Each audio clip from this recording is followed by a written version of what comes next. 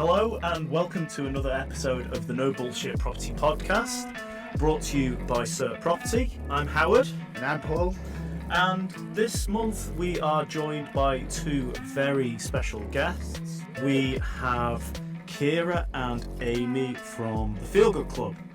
But before we get into introducing them and talking about our topic of the month, social wellness, and everything that relates to that, as usual, we just want to do a bit of a roundup of industry news of the month and talk about some things that have been happening in the business and in the industry. So, Paul, what's been happening this month? This month, changing mortgage regulations. Indeed, there has been. So tell us a bit more about that. Oh, that's for me, is it? Okay, cool.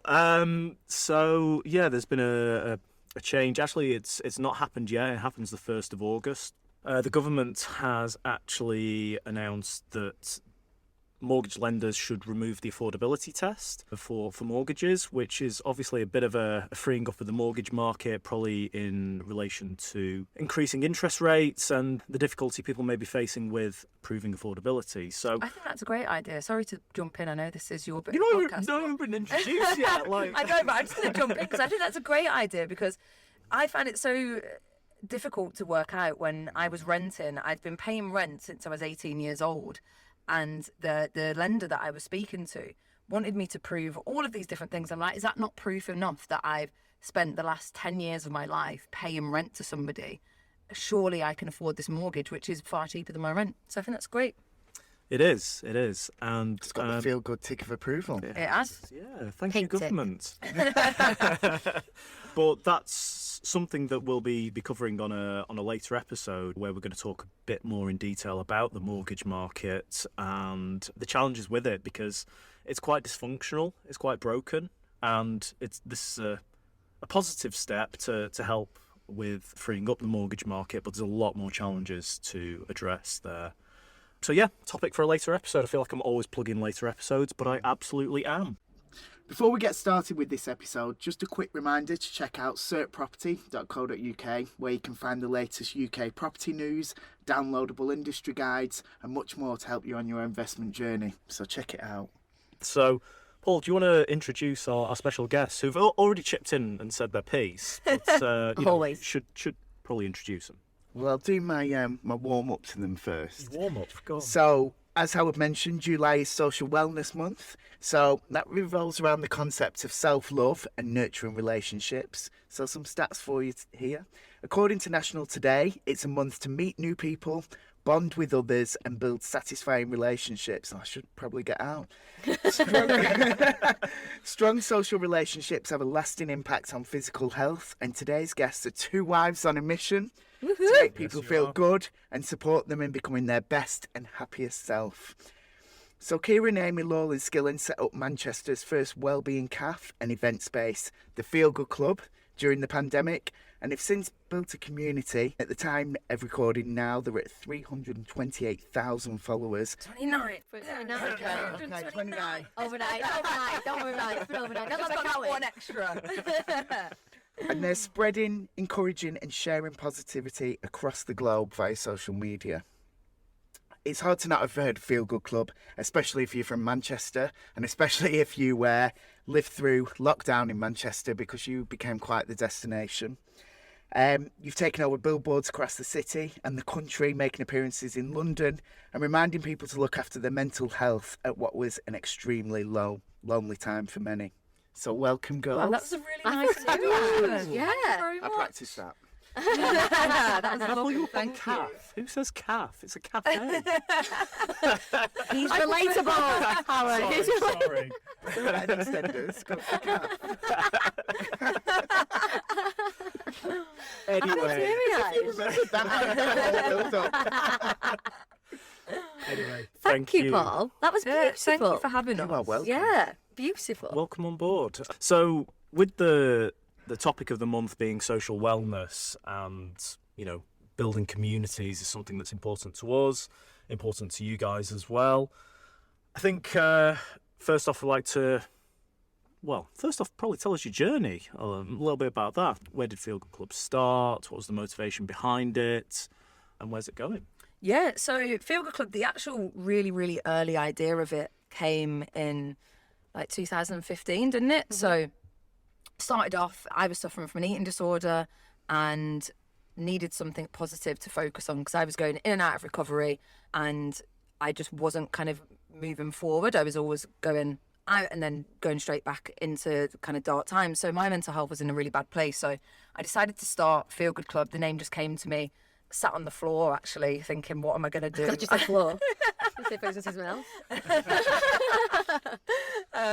And decided that I was going to start an Instagram page. And at this point, Instagram was very new. It had only been around for like 4 years. So people weren't really using it in the way that they use it now, especially businesses. So I started this Instagram page and I was just putting out messages of positivity. Amy's going to chip in now because she does every time we tell the story and tell everybody how cheesy these messages were. Grow through what you go through, like a plant. Yeah. Or like, water your plant daily. Yeah, Like, they were quite cheesy, but you know, it was helping me at the time. It was putting me in a positive mindset, and I decided that alongside that, with the club, I was going to start making candles, which was like a super therapeutic experience for me. So, by the time we were in a very small studio apartment, weren't we? We had like one ring hob, and we didn't have any money to invest in doing it, so I was literally doing it with our pots and pans that we ate from. So Amy was coming home from work and pasta would smell like wax and vanilla scent and whatever it was, and she was, "Is this Parmesan or wax?" this is a really good idea, but move on. So it actually Get a job. picked up. I think I actually sold it. I was only doing it for a little bit, but I actually sold about 40 candles, which I think was pretty good at the time. And then I got a real job. I say real job. I was director of happiness and people for a social media marketing agency. And we kind of just put it to the side, didn't we? But we'd always spoken about bringing it back because Feel Good Club wasn't just like an idea for a business. It was something that had helped me through a dark time. So we'd left it. And then when we got married, we'd done the whole like adult thing, getting married, saving for a house. And then we sat down and was like, right, we're quite bored. We've spent all of our time planning a wedding. What should we do now? So we brought it back and we started it from our spare bedroom, didn't we? The only motivation was to start that Instagram page now that I was in a better mindset and help more people who might have been in a position that I was in when I was struggling most. And then we, again, was in the same position. We didn't really have any money to put into it, but we got a surprise refund from Airbnb, didn't we? Which we promised to pay back at some point. Promise this podcast is not sponsored. Yeah. We're not sure whether we were supposed to get the refund, but it came in and we saw it as a sign to just buy some equipment and then taught ourselves to screen print and sew, which built the merch collection. And the whole idea behind the merch was, and this kind of ties into the social wellness side as well and social connection, the idea behind that was if you're wearing that, it stands for the message that Feel Good Club sends and reminds you every day to feel good about yourself. And we've had some really lovely stories of people who have met, people who now actually live together in a housemate just because they've both been wearing a Feel Good beanie, and it sparked a conversation, and now they're really good friends. So that's how it started. And then we met Howard, who helped us open our physical space. And again, that space is all around connection and bringing people together, because I don't think people realise how important that is to have spaces that you can go to that are inclusive, that are welcoming of everybody, and you can actually just be yourself and feel comfortable. So that is what the space is all about. And we've got some big plans coming up, haven't we? Yeah. But for now, we're just kind of coming out of the pandemic. We've just written a book, actually, which is getting published in August. The book And club yeah. plug comes later. Does it come? Yeah, it's in we there. got I was that- like, got that okay, later. okay. It's Oh, okay, great. it's Okay, I don't have to go into that. Yeah. But that's where we're at, and yeah, that's Feel Good Club. We've built a great community online. I suppose in a way, like the physically. coffee shop is social wellness. Like Yeah. when you actually think about it, like the whole coffee shop concept in the space and what our clothing stands for is to have that human connection, to build that community, to remember to enjoy yourself and to feel Yeah, good. and then you're not alone as well. So I think you've missed out, like, the birth of the coffee shop was actually on the Vietnamese strip on Oldham Road over a portion of Vietnamese street food. yeah, we were actually first connected with you, weren't we? Yeah, I And can't believe I shared some forgot. Vietnamese fries together Yeah. and spoke about Feel Good Club, and then We you did. you put us in touch with Howard and made it happen. So forever I told him grateful to get here immediately, and you You did. did. Yeah. Yeah, no, did. Yeah. And then you gave us 3 days to put on that event. Do you remember? Yes. And me and Yeah. Kiera I was like, Kiera, me being the anxious one was like, Kiera, there's no way we're going to do this in 3 days. And she's like, it's fine. yay, we're doing 24 hours. And then that whole put event this event was on, did. which again Yeah. was based around Yeah. social connections, bringing people together. And straight away, Paul, you to remind them was like, we need these girls ASAP. Like, you've got it. So, And it's mad, just that event introduced me to so many people who now I count as some of my best friends. Yeah. Some of the instructors and the people Joe that we Flinders, met Claudia, there. there was all there, yeah. So, That shows how important that was and like how important this space is, because that's the whole connection. And then we've become friends with people who just was like, oh, I'll help you guys out. Like, everyone was just there to help us, weren't they? Everyone volunteered that day. And I just think because like one of the driving factors behind having a physical space as well was, Amy and I always said, kind of when you leave uni and you're not put in situations where you're kind of forced to meet people or to be friends with people, it's so much harder to meet new people and make like real connections, especially now that everything is, especially like dating and stuff, is social, it's on apps and stuff.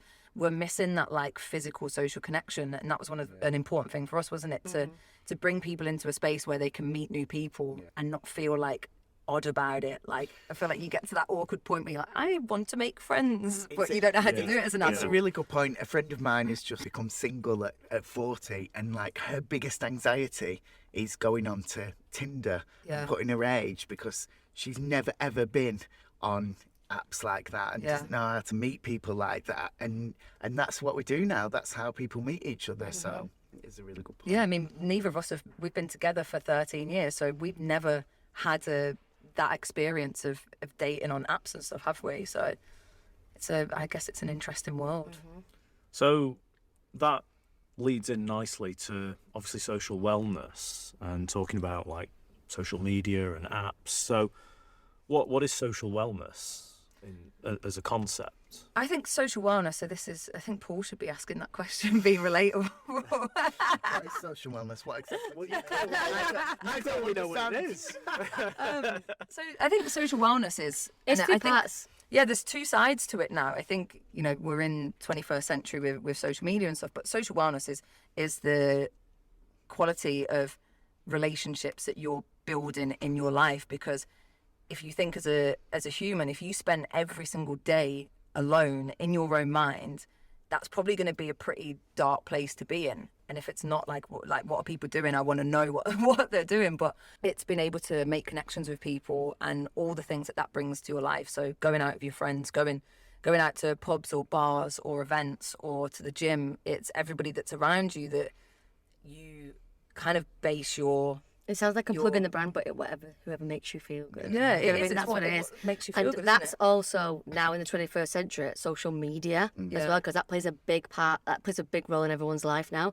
And I always say we say it a lot to our audience, don't we, online, like, choose what you follow on social media, because if you're picking like some reality stars or these models all the time, and that's all you see on your social feed, it can make you feel not very good about yourself. So if you're comparing I always yourself say, to like, people imagine going into a constantly. shop and picking a magazine. If I'm not into motorbikes, why would I pick a motorbike magazine up? I wouldn't. Like, see your social media as like walking into a shop and what you want to see every day and what your interests are and what makes you feel good. Because And to they me, are. that's like social wellness. I Like, think there's such an intense pressure on you, isn't there, to behave a certain way and, go to the gym 10 times a week and do yoga and this, that and the other. And great, if that makes you feel good, then great. But just do it to the level that makes you happy. And I know I've been in those places myself. We were actually talking about it earlier, where you think you have to do this routine and do this all the time. But actually, what works for me better is having my routine and resting and not feeling that forced. That's what's made me happier in the long run. I remember when we first started Feel Good Club, sorry to interrupt, but like, I thought I should do yoga. Everyone was doing yoga. Everyone I met when I was like trying to talk about Feel Good Club and meeting connections, like everyone was talking about yoga, and I was like, oh my God, I should be doing it. I hated it. I absolutely hated it. And I used to go home to Kiera and be like, I hate this, but I feel like I should do it. Where now I'm like, no, gym, like the gym's my thing, or a HIIT class is my thing. Like, it's still that's, you've got to find what makes you feel good. And it is really difficult to do that nowadays. I think one of the things that resonated with me when we first met was that message and that, like, and I know you do it on your Instagram when you send out your Sunday reminders and things. It's like, just don't beat yourself up for the things that you enjoy. I enjoy drinking. So I'm not going to beat myself up for that anymore. And that message, strangely enough, really resonated with me.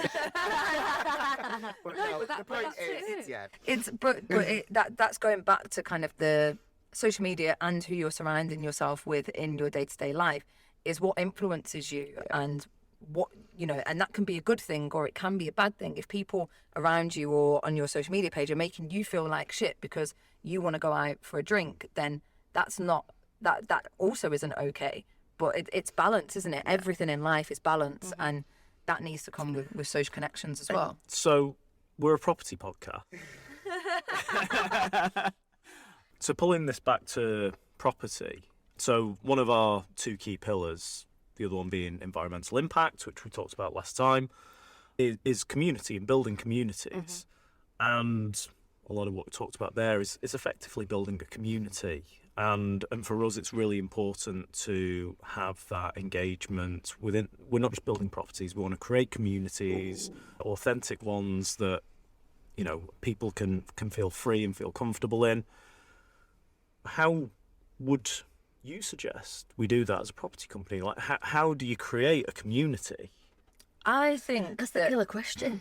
I think creating communities is one, you have to, and this is going for like any business or people who want to create communities, is there has to be that passion to actually create something and better people's lives from building in the area or creating a community in the area. And you then have to understand what that community wants and what they need, because if you go into something, it's like if Aimie and I went into Feel Good Club thinking, right, all we want to do is make X amount of money, we wouldn't have been building a community, because there's a factor there that actually isn't about the community at all. But our first step was, okay, how can we help people? How can we bring something to people's lives and also understand the people that are coming to us as well? So I think one, you have to have a passion for building communities and for people. And two, you have to really take the time and do the work to understand what that community is, how you're going to benefit them and how you're going to help them, and not just doing stuff within their area, but building people up who are already in those communities. So for example, in Feel Good Club, a lot of the things that we do, building up the queer community and creating a safe space for queer people to come in. Now, if that was, I mean, it's kind of different because Aimie and I are both within the queer community, but if we were just shouting about that and not taking any action, then it means nothing. But everything that we do, the events that we put on, we have people from within that community, all the R, the G, the B, the T, the Q, the plus. We have people from all areas of the community that we platform and give a space to. And I think that's how we've built a community, because I was just about to say, that's exactly what I was going to say. Like, it's the people within that's already doing it in that community. You know, like where you live, you always have that one person doing certain things in that community. And it's about going into that space, but then building them up as well as yourselves and like supporting them people around in that community as well. So a key takeaway, like if I had to pick one word to summarise that, would be authenticity. Yeah. Say that. As of course you were.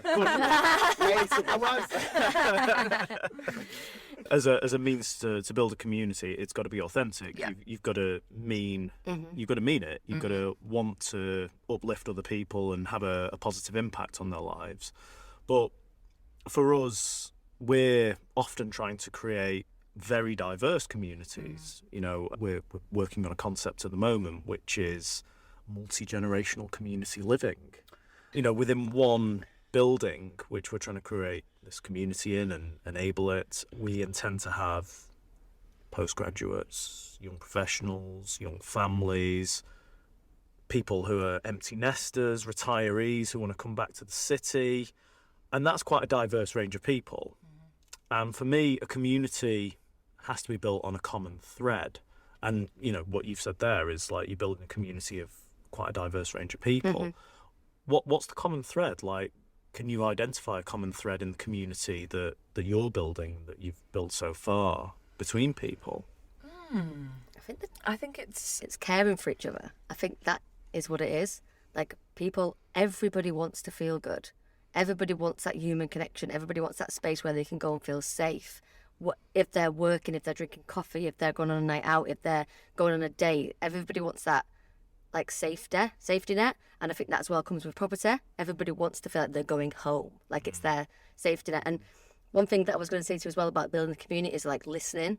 I think that's what we did a lot when we built Feel Good Club, was like we did bring a lot of our community in that we're in, and was because there wasn't really a queer space in the Northern Quarter where you could like drink, have coffee, do your work. So we listened to like, why is that? Why do you think that is? Like, what can we do differently? And we spent a lot of months listening to like our audience and then putting that on. Like, for example, people were messaging us and being like, oh, you know, during the pandemic, I came to Manchester and I've not met any friends because there was a pandemic. So we was like, oh, we should do Feel Good Friends. And people can come meet each other. You could do that in your property spaces. Like, it's about listening and like actually taking action on that as well. Because you can guess like what people want, but that doesn't always resonate with the people. Like, and everybody is so different that they need different things. So it's about listening to all of it and seeing how you can create something that almost works for each of them. I bet you find that in like different areas you buy property. It's obviously different in different areas, isn't it? Like Northern Quarter and Ancoats is so different. Northern Quarter and Deansgate, it's the same city, it's the same town, but it's so different. And it's just finding that, listening to those needs in that area, I suppose. That's something, I'm going to give ourselves a big up here. That's something that we're good at in listening to people. So we do a lot of market research. We engage a lot with the tenants to actually, like, we're asking them at the moment, what do you want to see from our multi-generational community living? I love the thought. I love that. Imagine how much people would learn from each other, though. Well, Imagine. Exactly. I mean, it makes no sense to me why, like, a lot of the buildings and developments in the city centre that are delivered, you know, everyone's focused on young professionals will be the tenants, the marketing of the building goes to young professionals. But actually, you know, anecdotally and also through further research, there's a lot of empty nesters, a lot of retirees who are actually coming back to Manchester who want to be in the city. Because, you know, why would you want to be out somewhere? Okay, it's lovely out in the suburbs, in the countryside, and, you know, have a nice big house, whatever. But people want to feel part of a community. If your kids have left home, why would you not want to be in the city and be part of something and have the opportunity to go to the theatre every night, do whatever you want to do? So for us, we're trying to be more inclusive with the projects that we deliver. So we're actually going to be actively focusing on inclusive communities. Love that. You know, attracting people who are in the 50s, 60s into the city centre. Why can they not live with someone in their 20s or 30s? Why can And they that's not? it. You're just wiping out what, you know, there's a lot of, and I guess if you look at other places in Europe, you do find a lot of older people still live in the cities. And by just assuming that the cities are just for students or young professionals is completely wiping them out. So no wonder they're not here, because, like you say, none of the marketing is led towards them. They're not going to feel welcome in those spaces. Whereas listening to that and putting out developments like that is a great idea. Weirdly enough, I did a LinkedIn post literally this morning because it's my birthday tomorrow, guys. Wish me happy birthday. And I was saying like how I dreaded turning 30 and how I thought like, oh, my best years, air quotes, were over. And I was like, these are my favourite years yet. And I was like, at the end of it, I said like, don't let age define you. And it's exactly what you're saying. Like, why does what age you are? Why does that matter? What you actually want to do in your life right now? Exactly. Why should you feel like living in a particular building or living in a particular area of the city centre is not something that you can do just because of your age? Like, it shouldn't be like that. But no one really thinks about this wider demographic beyond the young professionals in property, and that's something that we're keen to change. Yeah, I love that. And that's why I wanted to pick your brains today on how to build community in property, because it's something that we're keen to do across a very wide spectrum. And it's something that we're passionate about, like inclusivity. Like, everyone's welcome. Like, everyone always says like, oh, what's, you know, like the algorithms are like, oh, what's your like target audience? And we're always like, no one. Everybody wants to feel good. Everybody wants to feel good. No matter where you're from, no matter your age, no matter your sexuality, like everybody wants to feel good, and that's something that we really are passionate about with our community. Isn't it? Like, everyone wants to feel part of something. Ultimately, everyone, whether it's a community within a building, whether it's a community across shared interests of whatever it is, knitting, drinking, whatever. Like Knitting? people, Paul, drinking. that's the first thing that came to mind. Knitting. That was a random thing to come to mind, actually. Really random. Have you ever knitted? I wanted to pick something quite niche. But everyone wants to feel part of something, and whatever age they are. Like, that's just a human basic nature in Maslow's hierarchy of needs. Like, belonging is Paul, what's that? Yeah. I think I just heard Paul say, "What's that?" What does that mean? Belonging is one of the key fundamental human needs. So whatever age you are.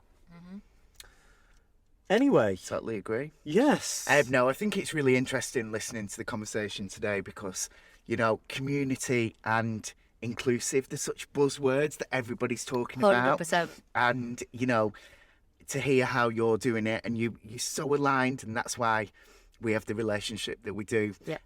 Because you're so aligned with our values and what we want to create. And it's not just saying a buzzword for the sake of it. We want to make those things happen. We're passionate about making them happen, and that's why we're here. Absolutely. And that's why we're being successful in what we're doing, because it's authentic. Yeah. It's not just a buzzword. Like a buzzword, it will eventually die out because it's another word will come around. Where for us, it's like it's what we're actually passionate about. That's why we are here today. Well, thank you for being here, both. I did hear you mention about a book earlier. Oh, this is book is the book. section. This is the Yeah. book. This is the book. So, yeah. But Someone mentioned it's the book. for any age. It'll look great in your new property in your coffee shop. So go on. What's the book called? When's it out? Where can we find it? So the book is called A Guide to Feeling Good and Being Okay with It When You're Not. It is out on the 18th of August, but it's available to pre-order now. And you can get it from Amazon, Waterstones, WH Smith. You can get it from Independent, round the corner, Queer Lit, and in lots of different independent bookshops as well. But yeah, it's mad, isn't it? It's something that we've always wanted to do. I don't think we thought it would come this quick, but it did. And it's basically a collection of what we do on Instagram already, the positive messaging that we put out, but broken down into different chapters. So if you're feeling guilty about something, if you're comparing yourself to other people, letting go of bad shit, they're all broken down into chapters, and then each one has the quote, but then has a little bit more about why we talk about it, because that's one of the things with social media is people don't really read captions and they want to see something, and then like everyone's attention span is so short now that there's a bit more information about why we're talking about it, isn't it? So How we can help and what we've learned to get over those situations. So I'm excited to get it out and see how it does. I mean, you've had an amazing journey, and you know, obviously the reasons, I'm going to use the word again, authentic. You know, the reasons for starting Feel Good Club were so authentic, and that's why it's been so successful. And you know, when we met, those shared values of building communities, building a safe space for people, have really resonated, and yeah, hopefully they've resonated with our audience today. So Thank you both for believing in Yeah, us thank as you well, for believing in and helping us build that community in that space. It means a How lot. could we not? How could we not? Thank you for creating the Feel Good Club. Yes, and then thank you, lots of thank yous. Thank you for being on today.